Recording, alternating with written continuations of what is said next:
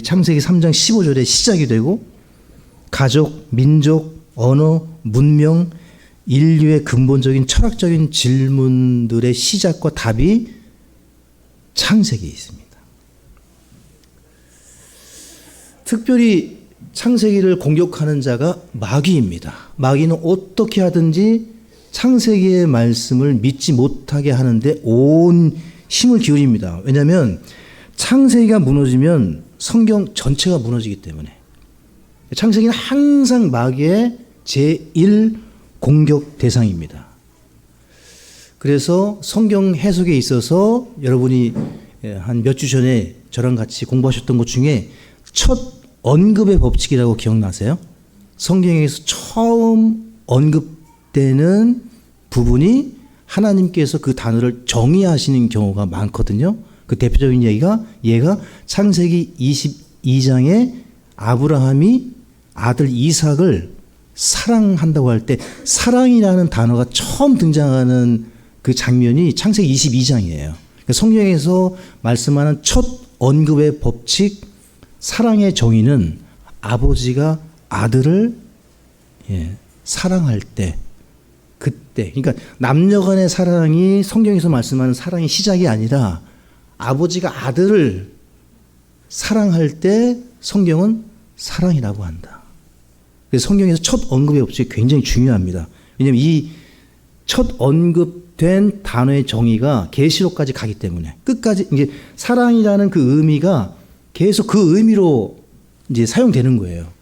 그 기본적으로 아버지가 아들을 사랑하는 그 사랑의 정도가 고린도전서 13장에 예수님이 여러분 우리를 사랑하는 그 사랑이 아브라함이 이삭을 사랑하는 사랑과 같은 거예요. 그런 사랑으로 우리를 사랑하신다는. 남녀 간의 애틋한 무슨 애사이 러브 첫사랑 처음 뭐 빠지는 그런 사랑이 성경에 나오질 않아요. 그러니까 그렇게 첫 언급의 법칙으로 창세기가 중요하기 때문에 마귀의 주 공격 대상이 되고 성경 전체를 해석하는데 열쇠가 되는 책이 창세기입니다. 그러므로 이번 주에는 이 핵심 열쇠가 되는 창세기를 같이 읽어보겠습니다. 50장이기 때문에 일주일이니까 7, 7, 49, 7장씩 읽으시면 저와 같이 다 읽으시는 것이고 그 다음에 한 3장에서 4장 읽으시면 반 읽으시는 거고 그래서 한번 해보세요. 해보시고 어느 정도까지 읽을 수 있나. 그래서 말 그대로 스케치입니다. 여러분. 스케치는 말 그대로 다 안 그리셔도 돼요. 대충 그리셨다가 나중에 채워넣으면 됩니다. 정밀 수채화나 뭐 이렇게 그때 이해되시죠? 다음 주일이 되면은 저랑 같이 뭘 읽으셔야 되는 거예요? 출애굽기. 그때 창세기 막 뒤지고 이거 다 안 끝냈는데 난 못 넘어가요. 이런 분들은 절대 통독 못 하십니다. 이런 분들은 야 이거 뒤끝이 야 이거 뭔가 좀 뭐 다 안 끝내고 나온 것 같아 이러시면 통독 못 해요. 그냥 저랑 같이 일단은 66권을 막 스케치하듯이 윤곽을 그리고 넘어가시는 거예요. 하실 수 있겠죠? 예. 몇 장 못 읽으셨다? 염려 마세요. 그냥 윤곽만 그리고 같이 가시는 거예요. 다음 주에는 저랑 같이 출애굽기로 가시면서 계속 그렇게 한번 해보겠습니다. 크게 창세기 1장부터 11장까지 보통 원역사라고 부릅니다. 창세기 1장부터 11장까지가 2000년의 역사를 다루고 있어요. 그러니까 2000년의 역사를 창세기 1장부터 11장, 그럼 창세기 12장부터 마태복음 26장까지가 2000년, 마태복음 26장부터 계시록까지가 현재 2000년, 인류 역사는 6000년입니다. 성경의 역사는 6000년인데 보세요. 2000년, 2000년, 2000년씩 나누게 되면 창세기 1장부터 11장까지가 BC 4000년부터 BC 2000년까지. 창세기 12장부터 아브라함이 등장하거든요. 아브라함이 BC 2000년부터의 이야기예요. 이때가 욥기가 쓰여질 당시. 그러니까 아브라함 때부터 마태복음 26장까지가 구약이에요. 사실은 예수님이 죽기까지. 예수님이 죽으셔야만 본격적으로 신약이 열리는 거예요. 이 구약은 올드 테스트먼트고 신약은 뉴 테스트먼트인데 이 테스트먼트가 상속 유언이라는 뜻입니다. 예, 약속, 계약, 그다음에 상속 유언이라는 뜻이에요. 그러니까 구유언, 신유언 이렇게 번역하기도 합니다. 그러니까 유언은 뭐죠? 부모님이 아버님이 죽으셔야만 유언장이 효력을 발휘합니다. 그러니까 예수님이 죽으셔야만 유언장, 신약이 효력을 발휘해요. 그래서 마태복음과 사도행전과 히브리서는 과도기 책이라고 불러요. 왜냐하면 하나님의 경륜이 구약이 말라기에서 딱 구약으로 끝나는 게 아니라 예수님이 율법 아래에서 태어나셨거든요. 갈라디아서 4장 4절에 보시게 되면 때가 참에 여자에게서 율법에 따라 나세요.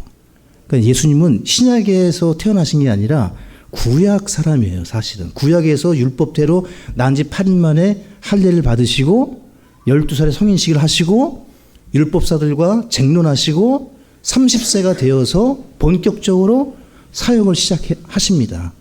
예, 다 율법에 따라 한 거예요. 율법에 따라. 율법에 정해진 대로. 그러니까 율법을 다 이루고 다 끝내고 모든 걸 다 이루었다 하신 뒤에 죽고 이제 신약이 열리는 겁니다. 그래서 마태복음에서는 신약을 잘 안 세워요. 왜냐하면 구약과 신약이 섞여 있기 때문에 여기에서 어떤 교리를 세운다는 게 어렵습니다. 예. 그리고 이제 사도행전은 유대인의 경륜에서 교회의 경륜으로 넘어가기 때문에 사도행전 1장부터 8장까지는 베드로가 중심이 돼서 유대인들이 교회를 이루어요. 그러니까 이 예루살렘 교회의 주류 대부분은 유대인들입니다. 그러니까 유대교를 믿던 율법주의에 완전히 익숙해 있던 사람들이 이제 신약 교회로 넘어가는 과도기이기 때문에 이 사도들 가운데서도 그냥 혼란이 일어나는 거예요. 이 5천 명이 모여 있는 예루살렘 교회인데 할례를 받아야 된다. 막 이런 일들이 일어나는 거예요. 교회 가운데. 그때 사도행전 15장에서 야고보 사도가 다 정리하죠. 이제 율법 시대는 끝났으니까 세 가지만 주의해라. 우상에게 바친 거, 음행하는 거, 그 다음에 목매어 죽인 거, 이런 부분들을 딱 정해줘가지고 이제 율법과 신약에 공통되는 부분들은 주의해서 지킬 것. 그러나 율법처럼 지키는 것이 아니라 다 자원해서 믿음으로 순종할 수 있도록. 예. 그리고 이제 히브리서는 교회 시대에서 환란 시대로 넘어가는 책이기 때문에 히브리서 어렵습니다. 왜냐하면 믿음으로 구원받는 것 같은데, 여기서 또 구원을 잃어버렸을 것처럼 말씀하시고 행함이 또 중요하게 나오는 것 같기도 하고, 그래서 그런 부분을 주의해서 성경 전체 읽으실 때 그렇게 이해하시고 읽으셔야 됩니다. 그래서 1장부터 11장까지 2000년의 역사를 다루고 있는데 창세기는 하나님이라는 단어, 엘로힘이라는 단어로 시작해서 이 관이라는 단어로 끝납니다. 창세기 1장 1절에 하나님이라는 단어로 시작해서 관, 사람이 죽으면 들어가는 이 커핀이라는 이 관으로 히브리어가 끝나요. 관이라는 단어로. 그러니까 생명의 주인이신 하나님으로 시작해서 죽음을 상징하는 관으로 끝나는 책이 창세기예요. 그러니까 참 미묘한 그런 뉘앙스가 있습니다. 그러면서 출애굽기로 이제 넘어가는 책인데 기록자는 모세고요. 모세는 5권의 책을 썼습니다. 창세기부터 신명기까지 이 5권의 책을 모세 오경 또는 토라라고 합니다. 토라. 토라가 율법이라는 뜻입니다. 토라, 율법서라고 부릅니다. 오늘 히브리어 2개 배우셨습니다. 3개 배우셨네요. 엘로힘, 하나님이라는 히브리어가 엘로힘. 그리고 처음이라는 단어가 베레시트. 그리고 토라. 그러니까 이런 단어들은 많이 들어보셨을 거예요.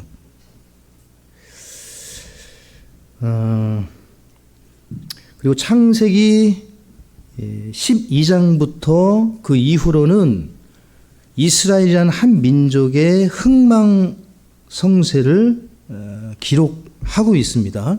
하나님께서 아브라함을 따로 부르셔서 백성을 구성하시죠. 갈대아 우르에서 유프라테스와 티그리스 강을 건너게 하셔서 강을 건넌 자라는 뜻이 히브리 민족 할 때 이 히브리 뜻이 강을 건넌 자라는 뜻입니다. 그러니까 유프라테스 강을 건너서 팔레스타인 땅으로 이제 아브라함을 통해 이스라엘 백성을 국가를 건설하십니다. 국가를 건설할 때 첫 번째 백성이 있어야 되고요. 두 번째 주권, 헌법이 있어야 되고 율법이죠. 그리고 백성들이 거할 땅이 있어야 됩니다. 이 대한민국이 존재하기 위해서는 헌법과 주권과 땅이 있어야 됩니다. 그래서 아브라함을 통해서 이 세 가지를 준비시켜 주십니다. 하나님께서 세우시고 부르시고 다스리시는 독특한 백성, 그래서 선민이라고 부릅니다. 하나님이 왕이세요. 여러분, 창세기는 이스라엘의 기원, 민족의 기원을 다루고요. 출애굽기는 민족의 구원을 다룹니다. 레위기는요, 민족의 삶을 다룹니다. 창세기를 읽으시면 모든 것의 시작, 특별히 이스라엘의 시작을 보시고, 출애굽기는 그 민족의 구원, 이집트라는 용광로에서 건짐을 받는 이야기가 출애굽기입니다.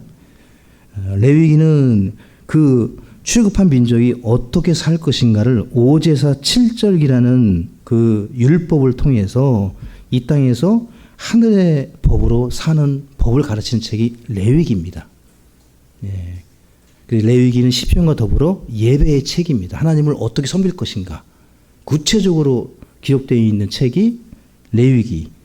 민수기는 이제 이 민족에게 닥친 시험을 다룹니다. 그래서 민수기에는 수많은 이 시험, 사건들이 벌어지죠. 제일 재밌는 책 중에 하나가 민수기입니다. 그러니까 실패한 이야기들이 너무 많이 나오니까, 이렇게 실패한, 민수기 읽을 때마다 착각에 빠지는 게, 나는 안 그럴 것 같은데, 나는 안 그럴 것 같은데, 이런 성도님들 읽을 때마다, 이렇게 불평하는 민족이 있어. 이렇게 은혜를 몰라. 근데 그 누구한테 하는 얘기예요? 자기한테 하는 얘기예요. 자기한테. 그게 민수기 책이고, 신명기는 민족이 성도가 다시 주님을 찾도록 촉구하는, 현재 하나님께서 우리에게 하시는 일이 신명기입니다. 구원받은 성도에게 계속해서 다시 첫사랑으로, 다시 주님을, 다시 말씀으로 계속해서 시험에 빠진 실패한 성도들을 하나님은 어떻게 다루십니까? 다시 새롭게 계속해서 같이 하자고 말씀하시는 책이 신명기입니다. 여러분, 성경에서 가장 중요한 인물은 셋입니다. 첫째는 하나님, 둘째는 마귀, 셋째는 사람입니다. 여러분, 성경 읽으실 때 가장 중요한 인물이 요 셋이에요. 하나님, 누구를 제일 잘 아셔야 되느냐? 하나님입니다. 성경을 통해서 내가 무엇을 공부할 것인가? 여러분 다 고민하지 마시고 하나님이 누구신가? 그러면 구약과 신약으로 가면서 하나님이 누구신가 답이 나옵니다. 하나님이 누구시죠? 예수님이세요. 구약의 여호와가 신약의 예수님이라는 사실을 성경을 통독해야만 알 수가 있어요. 하나님을 먼저 알아야 마귀가 누구인지, 그리고 사람이 누구인지가 보입니다. 이 셋이 유일하게 자유의지를 가지고 있는 대상이에요. 하나님, 마귀, 사람. 하나님이 지으신 모든 만물 중에 내가 선택하고 결정하는 권한을 주신 대상은 마귀와 사람밖에 없습니다.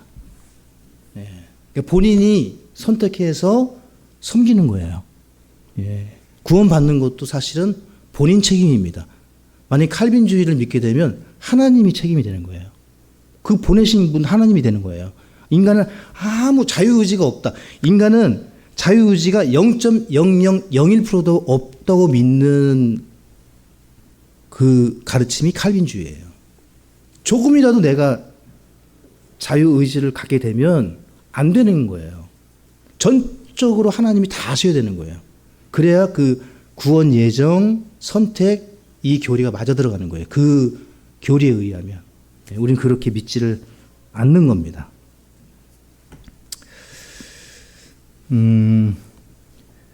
자, 여러분 창세기 1장 1절 그리고 요한복음 1장 1절을 같이 열어주시고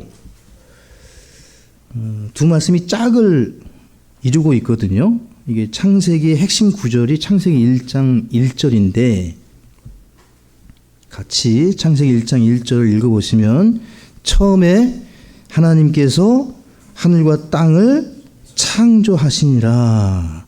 그리고 요한복음 1장 1절에 같은 말씀이 나오시는데 창세기 1장 1절을 사도 요한은 이렇게 풀이합니다. 처음에 말씀이 계셨고 이 말씀이 누구시죠? 하나님께서. 이 말씀이 하나님과 함께 계셨으며 말씀이 하나님이셨더라. 그러니까 하나님께서 말씀이시요 그리고 이분이 이제 만물을 지으셨고 말씀으로 역사하시는 그러니까 말씀이 곧 하나님이시죠. 요한복음 1장 2절에 바로 그분께서 바로 그분이 누구죠? 말씀이죠. 요한복음 1장 1절에 말씀을 그분께서라고 인격화시켜서 표현하고 있습니다. 처음에 하나님과 함께 계셨고 모든 것이 그분에 의해 만들어졌으며 만들어진 것 중에 그분 없이 말씀 없이 만들어진 것은 하나도 없더라. 그분 안에 생명이 있었고 그 생명은 사람들의 빛이더라. 그 빛이 어둠 속에서 빛이 돼 어둠이 그것을 깨닫지 못하더라. 해서 요한복음에서 말씀하는 이 말씀과 생명은 누구십니까? 하나님이십니다. 사람들이 지옥에 가는 이유가 1장 5절이에요. 그 빛이 어둠 속에서 빛이 돼 어둠이 그것을 깨닫지 못하더라. 믿지 못하더라. 받아들이지 못하더라. 영접하지 못하더라. 똑같은 말씀이에요. 요한복음 이 흐름으로 계속 갑니다. 반복해서 비유를 들어서 뭐 7 기적과 또 7으로 이제 요한복음을 쭉 그 7은 신의 수, 하나님의 수거든요. 완전수예요. 하나님은 7으로 이 일을 하시거든요. 그래서 요한복음은 그 예수님의 신성이 가득한 책이에요. 성경 중에 신성 충만한 책이 요한복음입니다. 예수님의 신성이 가장 충만한 책이. 자, 이 말씀과 함께 히브리서 1장 2절을 보시겠습니다.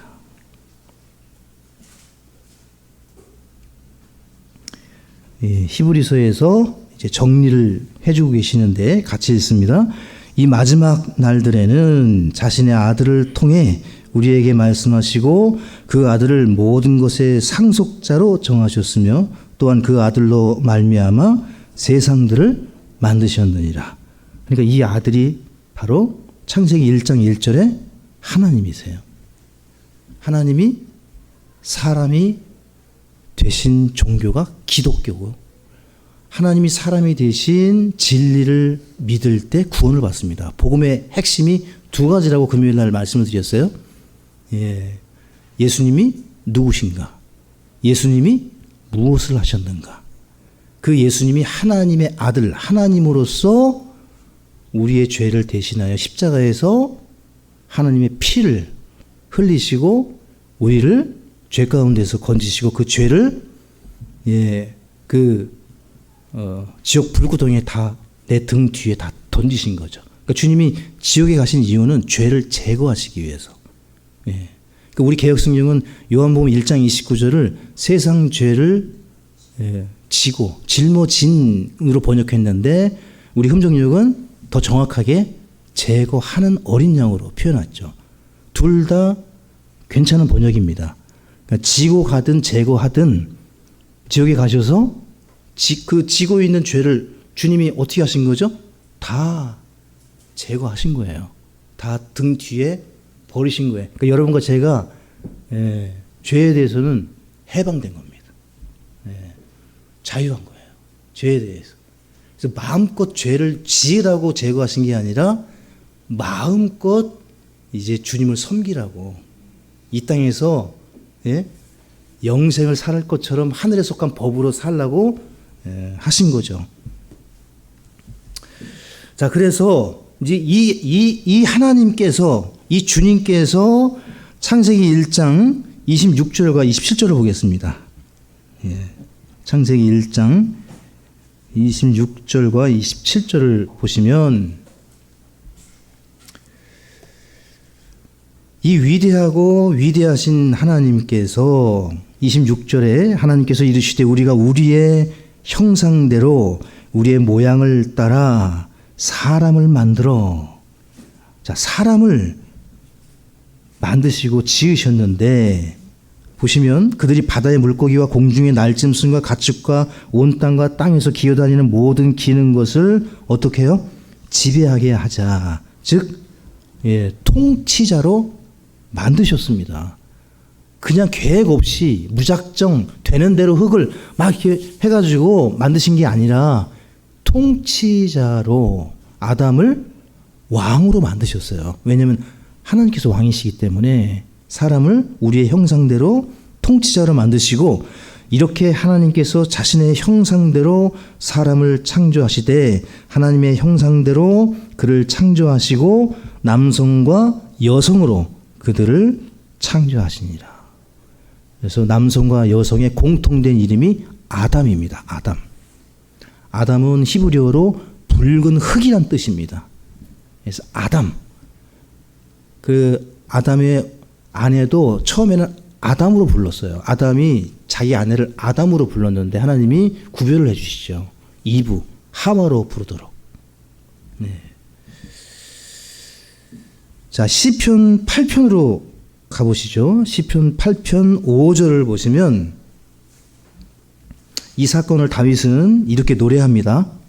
하나님이 나를 만드셨다. 어떻게 만드셨는가?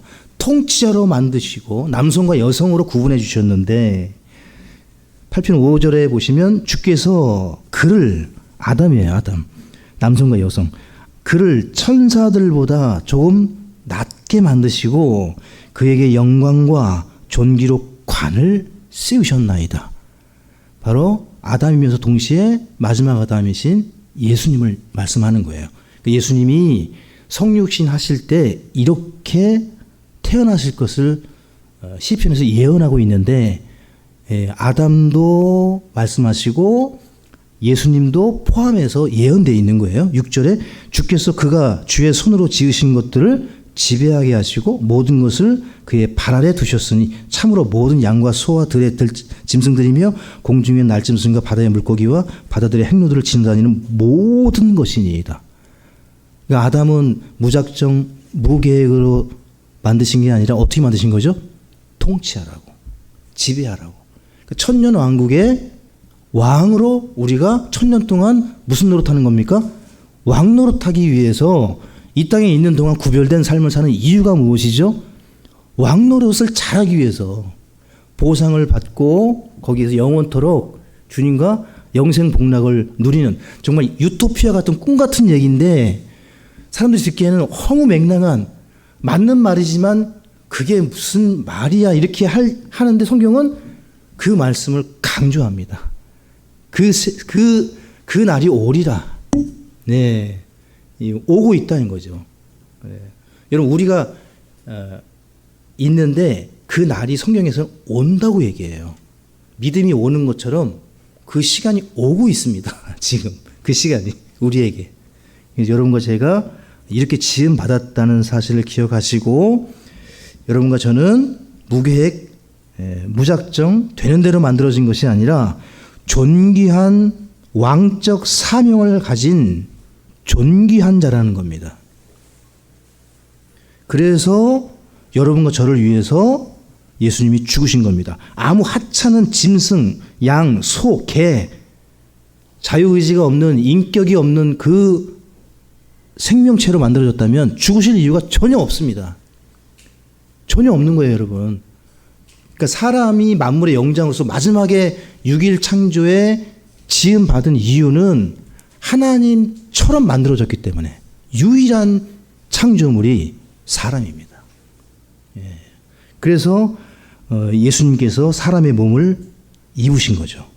고린도전서 15장 45절에 그러므로 기록된 바 첫사람 아담은 살아있는 혼이 되었더라 함과 같이 마지막 아담은 살려주는 영이 되셨느니라.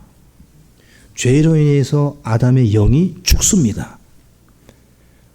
선악을 알게 하는 나무를 먹으면 하나님과 교제하는, 하나님을 아는 능력이 영이에요.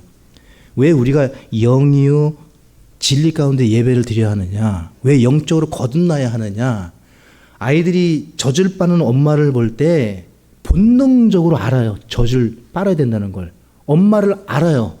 내가 네 엄마야 하지 않아도 아이들이. 그리고 여러분이 자기 자식들 사진, 그 수십 명이 찍혀 있는 사진 보면 한번 쭉 보면 얘가 내 딸이야. 어떻게 알죠? 그냥 알아요. 느낌적으로 알아요. 나랑 똑같이 생겼으니까. 그죠? 그러니까 이 영이라는 것은 하나님을 알 수 있는 능력이에요. 본능이에요. 태어나면 그냥 아바, 아버지하고 부르는 것처럼, 기도할 때 아버지라고 부르면 마음이 편해지는 것처럼 그냥 누가 가르치지 않아도 기도한단 말이에요. 그냥 아버지, 주님. 마음에 있는 탄식을 쏟아내듯이.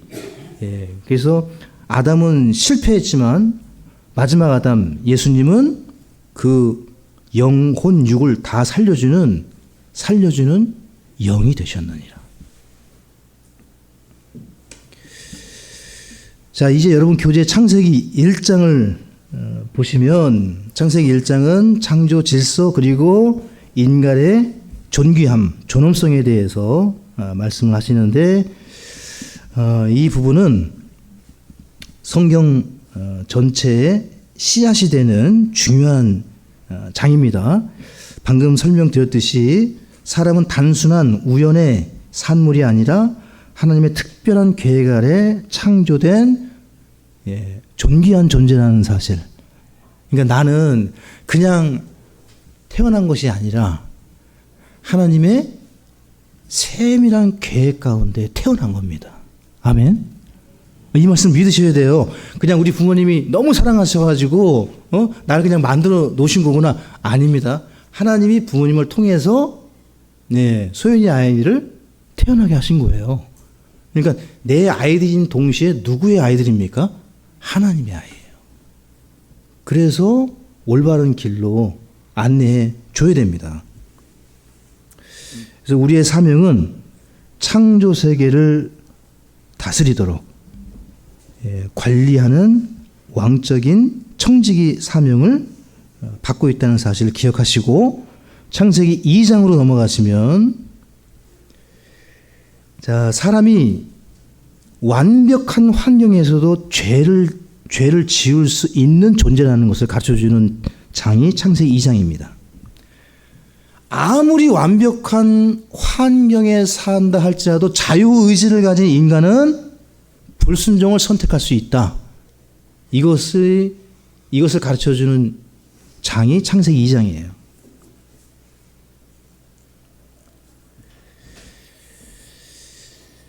그리고 3장으로 넘어가시면, 그러니까 이 창세기 2장을 읽으시면서 이 부분을 캐치하시면 제대로 통독하신 거예요. 아하, 이렇게 완벽한 에덴 동산. 정말 그 누가 뭐라고 해도 이 여건에서 사람이 범죄할 수 있나? 근데 범죄할 수 있다는 겁니다. 왜? 자유의지를 가진 인간은 불순종을 선택할 수 있는 하나님처럼 만들어졌어요. 유일하게. 짐승은 이 일을 못합니다. 그만큼 하나님이 사람이 되실 정도로 존귀하게 만들어진 존재가 사람이에요. 그거를 우리가 깨달을 필요가 있습니다. 창세기 3장은 타락과 구원의 약속이 이제 기록되어 있는데, 이제 마귀가 등장하죠. 마귀가 등장해서 하나님의 말씀을 절묘하게, 아주 교묘하게 왜곡을 합니다. 그 장면이 등장을 하는데, 자, 이제 마귀가 등장하는데 첫 언급의 법칙에서 마귀는 누구로 등장하고 있습니까? 한번 생각해 보세요. 자, 마귀가 등장해서 하와를 유혹하죠. 유혹하는데 어떻게 유혹하죠? 말씀을, 여러분이 잘 배웠듯이 말씀을 삭제하고 첨가하고 왜곡해서 거짓말로 만들어 버리죠. 그래서 요한복음 8장 44절에 너희 아비 마귀는 처음부터 거짓말장이이며 살인자며 이렇게 등장하잖아요. 그죠? 그래서 거짓말로 속이는 자, 그러니까 속이는 자로 등장을 해요. 마귀는 첫 언급의 법칙에 의하면 마귀는 누가 마귀냐? 속이는 자, 말씀을 속이는 자. 그래서 계시록 20장 8절과 10절에 마귀에 대해서 잘 설명해 주고 계시는데 들으십시오. 나가서 땅의 사방에 있는 민족들 곧 곡과 마곡을 속이며, 또 계시록 20장 10절에 또 그들을 속인 마귀가 그 짐승과 거짓 대언자가 있는 불과 유황 호수에 던져져서, 이때는 환란과 천년 왕국 때의 사건을 계시록 20장에서 기록하고 있거든요. 그러니까 창세기에 등장한 속이는 자 마귀가 끝까지 어떤 모습으로 등장하느냐? 속이는 자. 그러니까 창세기 1장 1절부터 계시록 2장 21절까지 마귀라는 존재는 어떻게 역사하는 거죠? 속이는 겁니다. 속이는 거예요.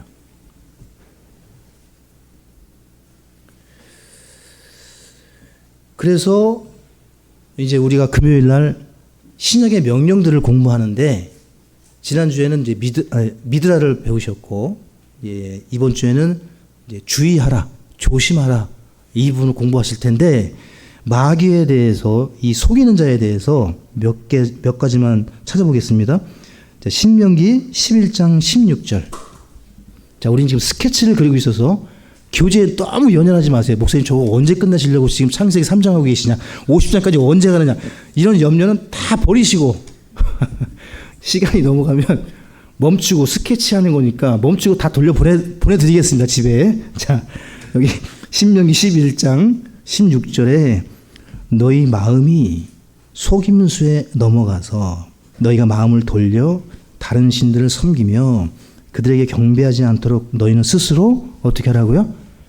너희는 스스로 조심하라. 뭘 조심하라는 거죠? 속지 말라.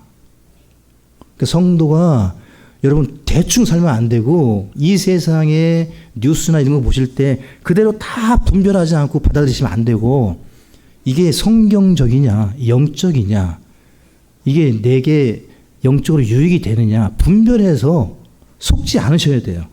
자, 누가복음 21장 8절도 보시죠. 누가복음으로 가겠습니다.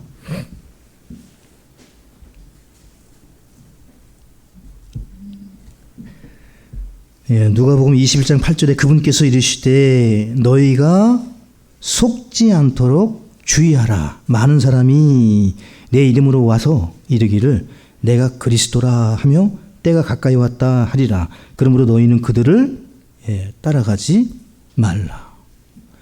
수많은 사람이 통일교, 수많은 사람이 신천지, 구원파, 이거 진짜 저러한가? 저게 맞겠지? 저렇게 많은 사람이? 근데 이 진리는 항상 좁습니다. 그리고 소수예요. 항상 소수예요. 구약과 신약 전체. 주님이 나는 길이요 생명이요, 그리고 좁은 길이라고 본인을 표현하셨고, 그렇죠? 그래서 속으시면 안 됩니다. 그 외모를 보고 속으시면 안 돼요. 양을 보고 속으시면 안 돼. 규모를 보고 속으면 안 돼. 이 세상은 규모의 경제, 세련돼서 성형을 하고 옷을 멋지게 빼입고 키높이 구두를 신고 뭔가 있어 보이고 학위를 가지고 있으면 사람들이 넘어갑니다. 속습니다. 근데 하나님은 안 속아요. 잘 분별하셔야 돼요. 진짜가 무엇인지, 하나님이 보시는 것이 무엇인지 속지 말라. 고린도전서 6장 9절도 보시죠. 속으시면 안 됩니다. 속지 않기 위해서라도 교회로 오셔야 돼요. 일주일에 2번은 오세요. 최소. 우리 교회 적게 오는 겁니다. 저는 매일 갔습니다. 매일. 근데 지금 청년들은 청년 때 매일 갔어요. 근데 매일 가면 여기 청년들 남아있는 사람 없을 것 같아요. 지금 이 시대에. 예, 고전 6장 9절에 불의한 자들이 하나님의 왕국을 상속받지 못할 줄 너희가 알지 못하느냐? 같이 읽습니다. 속지 말라. 예, 뭐라고 하시죠? 명령이에요. 속지 말라고요. 네 상속을 빼앗긴다. 예, 이 세상에서 음행하는 자, 우상숭배자, 간음하는 자, 여성화된 남자나 남자와 더불어 자신을 동성애 욕되게 하는 자 속지 말라. 속으면 안 돼요. 이 세상은 인권을 중심으로 이게 다 간음죄도 없어지죠. 종교 다원화, 예, 세상 연합하죠. 간음은 죄도 아니고 남자가 남자를 사랑하는데 뭔 잘못이 있느냐 얘기하면 그 이야기한 설교자가 감옥에 들어갑니다. 지금 캐나다, 미국 다 그래요. 예, 이거 차별법 통과되면 저도 이제 잡혀 들어갈 수 있어요. 설교하다가 누가 이제 신고를 하면. 네, 이런 세상이 이제 도래하는 거죠. 예, 속지 말라. 속으시면 안 됩니다. 자, 고린도전서 15장 33절에 속지 말라. 악한 사귐은 선한 습성을 부패시키느니라. 그러니까 여러분 세상 사람들 참 좋잖아요. 좋은 사람 많습니다. 근데 그곳에 오래 머물러 있으면 선한 습성이 부패됩니다. 당연한 거예요, 여러분. 그러니까 일주일에 2번 여기 오시는 이유 중에 하나도 이 말씀이에요. 우리의 선한 전통, 영적인 건강을 위해서도 세상에서 최소 2번은 오셔야 된다. 예, 맞죠? 맞죠? 오셔야 됩니다. 오십시오. 예, 오십시오. 갈라디아서 6장 7절에 속지 말라. 하나님은 조롱받지 아니하시나니 사람이 무엇을 뿌리든지 또한 그것을 거두리라. 이 세상의 원리와도 같은데 이 말씀은 특별히 여러분과 저에게 영적인 삶을 말씀하는 거예요. 속지 마십시오. 하나님께 영적인 헌신, 드림, 여러분의 섬김은 결코 마이너스나 헛된 게 아니에요. 주님이 다 지금 CCTV에 기록되는 것처럼 다 기록하고 계십니다. 예, 조롱받으실 분이 전혀 아닙니다. 자, 그러면 우리 창세기 2장으로 가겠습니다. 창세기 2장.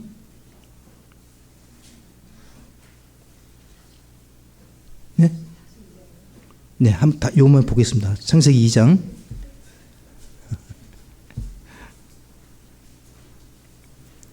속이는 문제 때문에 한번 보겠습니다. 창세기 2장 16절에 주 하나님께서 남자에게 명령하여 이르시되 동산의 모든 나무에서 나는 것은 네가 마음대로 먹어도 되지만 선악을 알게 하는 나무에서 나는 것은 뭐라고 하셨죠? 먹지 말라. 네가 그 나무에서 나는 것을 먹는 날에 반드시 죽으리라 하시니라. 창세기 3장 1절로 가셔서 그런데 뱀, 마귀는 주 하나님께서 만드신 들의 어떤 짐승보다 더 간교하더라. 어떻게 속이고 있습니까? 그가 여자에게 이르되, 여자는 아담에게 남편에게서 하나님 말씀을 들었죠. 직접 들은 게 아니라 간접 합법으로 들었습니다. 이 여인에게. 그러니까 아담에게 시험을 주지 않고 마귀는 제일 약한 자, 병든 자, 노인, 예, 그 무리 중에 맨 끝에 있는 자, 아말렉이 이 속이는 자 마귀의 예표인데, 이 여자에게 이르되 참으로 하나님께서 이르시기를 너희는 동산의 모든 나무에서 나는 것을 먹지 말라 하시더냐. 하나님 말씀을 왜곡하고 있습니다. 정확하게 전달하지 않죠. 그럴듯하게 지금 바꾸어서 2절에 여자가 뱀에게 이르되 동산 나무들의 열매는 우리가 먹어도 되지만 동산 한가운데 있는 나무 열매에 관하여는 하나님께서 이르시되 너희는, 이것도 이 여성이 하와가 첨가합니다. 말씀에 마귀가 시험을 속이니까 그 속임에 노련하고 있는 거예요. 너무 당황했는지 하나님이 먹지 말라 하셨지 언제 먹지도 말고 만지도 말라 하셨습니까? 만지도 말라는 말씀은 없거든요. 첨가해 버렸어요. 너희가 죽을까 염려하노라 왜곡했습니다. 죽는다고 그러셨어요. 반드시 죽는다. 이때 4절에 뱀이 여자에게 이르되 너희가 절대로 죽지 아니하리라. 거짓말합니다. 이제 완전히 바꾸어서 반드시 죽는다고 그랬는데 이제는 반드시 안 죽는다. 완전히 반대로 가는 거예요. 너희가 그것을 먹는 날에 너희 눈이 열리고 너희가 신들과 같이 되어 선악을 알 줄을 하나님이 아시느니라 하니라. 자, 이제 문제가 심각해졌습니다. 5번째 갈비뼈, 오른쪽에 있는 갈비뼈를 빼가지고 하와, 흙으로 만든 게 아니라 아담의 뼈로 만든 이 여인이 마귀에게 속임을 당해서 죽게 됐습니다. 그렇죠? 이 아담이 첫 번째 사람 아담이고 예수님이 둘째 아담인데 첫째 아담은 누구를 상징합니까? 예수님을 상징하거든요. 이 아담이 교회를 위해 죽습니다. 하와는 교회예요. 교회 예표예요. 이 구원받은 사람들. 그래서 아담이 자원해서 자기 목숨을 내놓고 같이 먹고 죽어요. 예수님이 죽으셨습니다. 우리 위해서. 창세기 3장 15절을 보시면 이제 원복음이라도 부르고 이제 이 말씀을 하시는데 내가 너와 여자 사이에 또 네 씨와 그녀의 씨 사이에 적개심을 두리니 그 씨는 네 머리를 상하게 할 것이요 너는 그의 발꿈치를 상하게 할 것이니라 하시고 이 여자의 씨 메시아의 동정녀 처녀 탄생에 대한 예언입니다.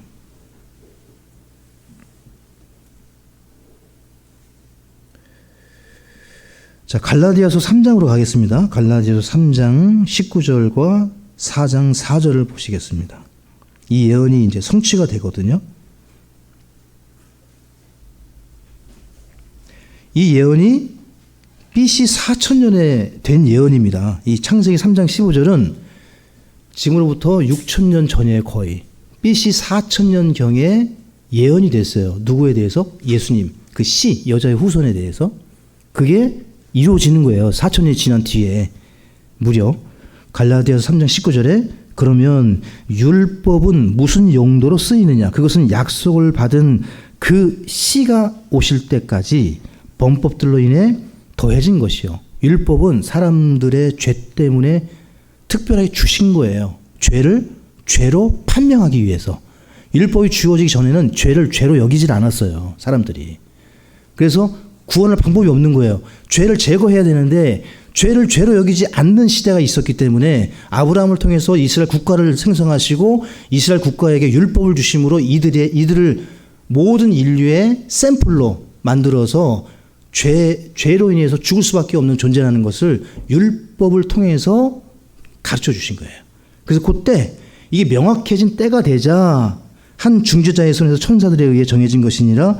갈라디아서 4장 4절에 그러나 때가 충만히 찼을 때, 이게 무슨 때죠? 죄가 관영할 때하고 똑같은 거예요. 죄가 죄로 여겨지고 완전히 이제 하나님께서 죄를 제거할 때가 찼을 때 하나님께서 자신의 아들을 보내사 여자에게서 나게 하시고 율법 아래 있게 하셨나니. 그래서 이 예언이 성취가 됐습니다. 십자가에서 태어나심으로. 자, 이 창세기 4장으로 가겠습니다. 4장 두 갈래의 예배, 가인과 아벨에 대해서. 자, 아벨은 믿음으로 하나님이 정하신 방법에 따라 예배를 드렸습니다. 창세기 4장 4절과 5절에 보시면 아벨도 자기 양떼의 첫 새끼들과 그것들의 기름 중에서 가져왔는데 주께서 아벨과 그의 헌물에는 관심을 보이셨으나 가인과 그의 헌물에는 관심을 보이지 아니하셨으므로 가인이 몹시 분을 내고 그의 얼굴이 침울해지니라. 자, 이 말씀만 읽으면 아벨이 드린 헌물이 양떼 첫 새끼들과 기름으로 피가 없잖아요. 그죠? 그러니까 왜 목사님은 설교할 때마다 아벨이 이 아벨의 피를 보시고 하나님이 피의 믿음을 보시고 구원하셨다는데 창세기를 아무리 읽어봐도 피라는 얘기는 안 나와요. 그렇죠? 그래서 통독을 해야 됩니다. 히브리서로 가겠습니다. 히브리서 11장 4절에 믿음으로 아벨은 가인보다 더욱 뛰어난 희생물을 하나님께 드리고 그것에 의해 자기가 의롭다는 증거를 얻었는데 하나님께서 그의 예물들에 대하여 증언하시느니라. 그가 죽었으나 아벨이 죽었으나 믿음으로 여전히 말하고 있느니라. 그러니까 아벨은 무엇으로 예배를 드린 거죠? 믿음으로. 맞습니까? 그러니까 창세기에는 이런 말씀이 없어요. 근데 믿음으로 아벨은 헌물을 드렸고, 자, 히브리서 12장 24절에 같이 읽어보시면 새 언약의 중재자이신 예수님과 아벨의 피보다 더 나은 것들을 말하는 피, 곧 예수님의 뿌리는 피에 다다랐느니라. 그러니까 여기서는 명확하게 성경을 해석해 주죠. 아벨의 기름을 포함한, 어린 양의 기름을 포함한 무엇으로 예배를 드린 거죠? 피 있는 제사를 드린 겁니다. 그러니까 예수님은 반드시 피를 흘리셨어야 돼요. 마태복음 23장 35절도 보시죠. 참된 희생, 참된 예배, 십자가 사건, 성경 전체에 관통하는 이 부분, 마태복음 23장 35절에 그리하여, 이게 누가 얘기하신 거냐면 예수님이 하신 말씀이에요. 의로운 아벨의 피로부터 성전과 제단 사이에서 너희가 죽인 바라기아의 아들 사갈의 피까지, 이게 예수님이 하신 말씀이에요. 딴 사람이 한 게 아니라 예수님이 아벨의 피로부터. 네. 그러니까 이 성경 통독을 해야 균형 있게 정확하게 문자 그대로 믿음으로 혼란시키지 않고 마음의 평안을 얻고 안식을 얻고 염려가 사라지는 비결은 통독이에요. 통독. 그러니까 저랑 같이 죽을 때까지 창세기부터 계시록까지 계속 반복해서 읽으시면 놀라운 기적을 맛보실 수 있을 겁니다. 창세기 5장입니다. 죽음의 족보 속에 빛나는 소망의 빛 에녹이 등장합니다. 에녹은 휴거의 예표입니다. 교회의 예표예요. 이 에녹은 300년 동안 하나님과 동행하고 환난 전에 들림받습니다. 정확하게 교회의 모습을 보여주는 사건이 에녹입니다.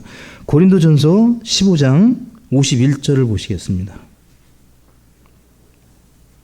고린도전서 15장 51절에 보라 내가 너희에게 한 신비를 보이노니 우리가 다 잠자지 아니하고 마지막 나팔 소리가 날 때 눈 깜짝할 사이에 순식간에 다 변화되리라. 나팔 소리가 나매 죽은 자들이 썩지 아니할 것으로 일으켜지며 우리가 변화되리니. 이 사건의 가장 정확한 예가 에녹입니다. 에녹이에요. 에녹을 통해서 배울 수 있는 중요한 핵심 교훈은 세상과 동행한 사람은 이 땅에서 계속 살다가 심판을 받지만 하나님과 동행한 사람들은 이 땅에서 들림을 받습니다. 어떤 걸 선택하시겠습니까? 이 땅에서 살다가 심판을 받으시겠습니까?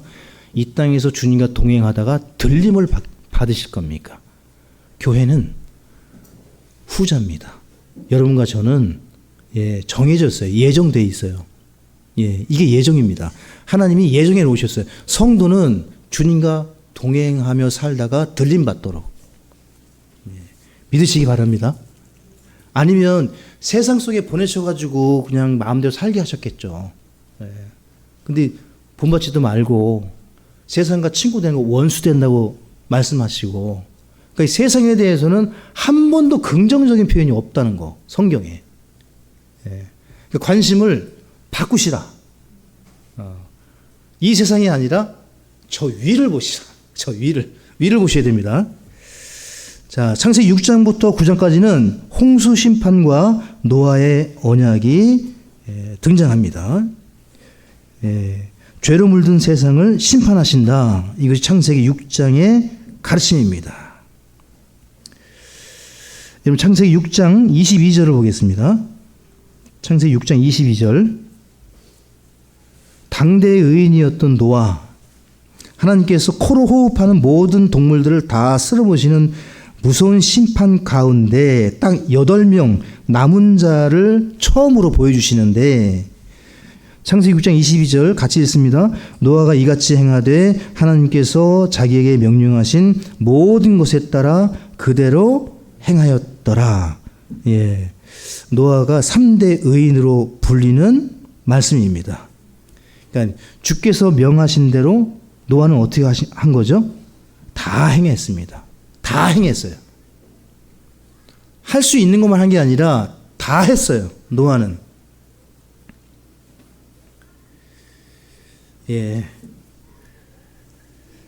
그 다음에 이제 창세기 12장부터 50장까지 보시는데, 창세기 12장 이후 50장까지는 족장사입니다. 족장사. 예. 그 아브라함부터 이삭, 야곱, 요셉에 대한 이 족장사, 족장들의 이야기로 성경이 가고 있습니다. 그래서 여러분 교재를 이 부분은 참고해 주시고, 마지막으로 교재를 읽어보시고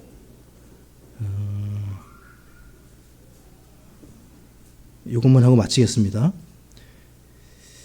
창세기를 통해서 얻을 수 있는 교훈 7가지만 말씀을 드리고 읽고 마치겠습니다. 이거 다 설명하면 아마 다음부터는 오후에 참석 안 하실 것 같아서 이것만 말하고 끝내겠습니다. 나머지는 교재를 참고하시고 오늘부터 저랑 같이 무엇을 하시면 되겠습니까? 창세기 읽기. 그래서 다음 주에까지 최대 한번 읽어보자는 것. 예. 자, 창세기를 통해서 배울 수 있는 첫 번째는 전능하신 하나님이 창조주로 존재하신다는 사실. 이게 창세기에서 하나님에 대해서 우리에게 교훈하십니다. 창조주 하나님이 전능하시고 인격적이시라는 분. 두 번째, 인간의 현재 상태를 가르쳐 줍니다. 창세기는. 첫째는 하나님이 누구신지, 둘째는 인간의 상태. 인간의 현재 상태는 타락한 상태요, 저주받은 상태라는 겁니다. 예. 그러니까 이 문제를 풀어야 됩니다. 그래서 복음을 전할 때 제일 먼저 하는 얘기가 당신은 타락한 죄인입니다. 당신은 저주받은 상태입니다. 그러니까 이 말씀을 듣고 둘 중에 하나죠. 정말 그러합니까? 아니면 네가 미쳤구나. 나한테 이런 말을. 이렇게 할 수 있는 거죠. 네. 세 번째는 인간을 창조하신 하나님께서는 인간을 구원하실 수 있다.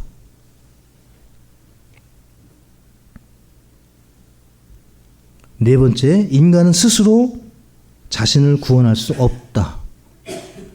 계속 실패가 반복해서 나와요. 족장사를 통해서. 아브라함이 아내를 2번이나 팔고, 야곱은 평생 속이는 자로 살고, 스스로 자신을 구원할 수 없다.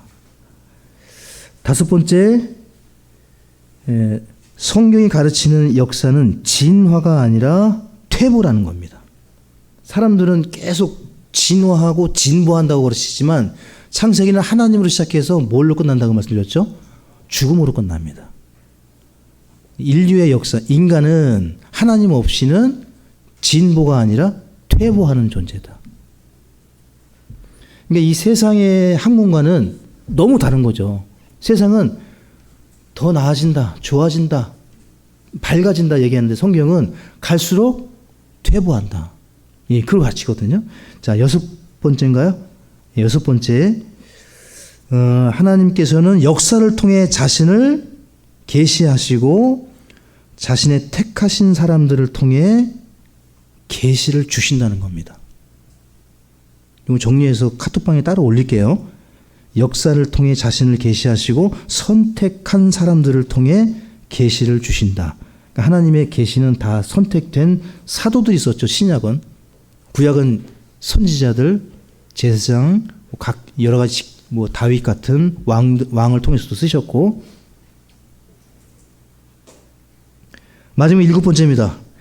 아무리 위대한 하나님의 사람일지라도 죄를 짓는다. 이것이 창세기를 통해 배울 수 있는 7가지 교훈입니다.